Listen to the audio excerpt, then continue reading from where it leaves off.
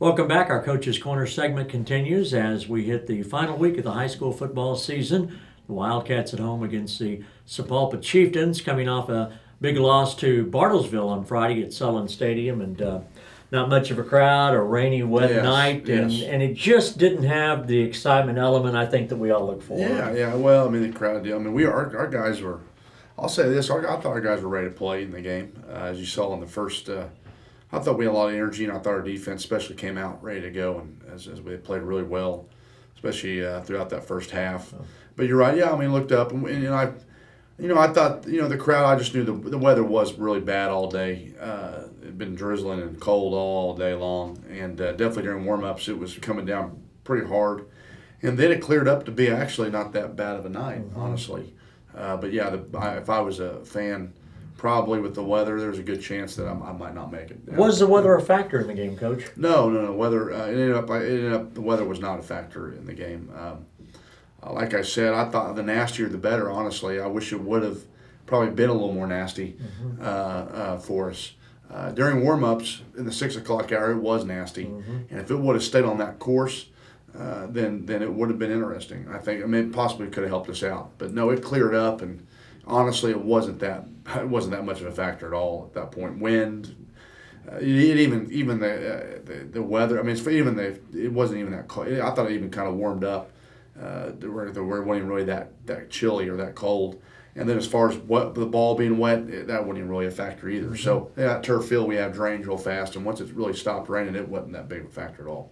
Well, the Wildcats got off to a good start, kicking an early field goal and doing what you said one of the keys was, is we got off to a fast start and an early lead. Yeah, absolutely. I thought our defense came out and played really well right off the bat, and then offense. I thought we ran the ball well, especially in that first drive there, and you're right. Did what we needed to do, which get some points on the board and have a little momentum, and we at least started off the game that way.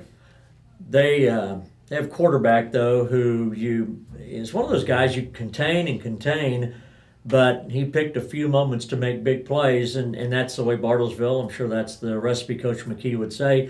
You hold them, but they're gonna make a couple of plays. Hey, listen, I've watched Phil. He does that every game to everybody, and those skill guys that Bartlesville does, they do that to everybody that we play. They're averaging 40+ points a game. And, just kind of the thing. In fact, I thought in the first half we contained him probably better than most teams do on film. I mean, he takes off and runs. He could honestly watch him film and say he could probably run the ball more than what he does. But he always finds one of those open receivers too. But anyway, I thought our defense could definitely held the pass game in check and him in check in the first large chunks of the first quarter and second quarter. Otherwise, they just kind of, they kind of, there's only so kind of they're going to get theirs and they're going to have their big plays, and there's sometimes only so long you can control that. When you have players like that. Absolutely. Yeah. The murky waters of our district kind of cleared up. Booker T's the district champion. Bartlesville's going to finish second, and then Sand Springs and Bixby, four teams that certainly are very good. But for your ball club, 6th and 7th is on the line this week when Sapulpa comes to town. Absolutely, yeah. We have a chance to win this game and be head of 2 teams in your district. Which is something to go for, and at least match the win total of a year ago, 3 wins. And if you really would have thought, again, that's why the Shawnee game, looking back, I knew was going to be an important game, at least for a win. Could have been, had a chance if we win this game. And you think the Shawnee game, then we would have a chance to be 4 and 6 too. In the year. So, so it's an important game. We need to win this one to end the season. Sapulpa, a 1-point winner over Claremore, so both Ponca and Sapulpa have the same district record going into the ball game. And Sapulpa, I think, Coach, from what I've seen, they look better than they were last year. And they've got a running back. Of all the good players in our district, he might be the best running back next to Nick Roller in our district, too. Yeah, I'd still put Hill up there for Booker T. But he's a commit. He's got a scholarship offer and committed to SMU, and yeah, he's a big force. He's big old running back that is powerful and runs the ball hard, and they got a good offensive line that is very physical. So, yeah, man. I mean, our defense stopping, run wise has got a big job to stop their run. And then their pass game, will match up just fine with the receivers and such. So we'll be okay.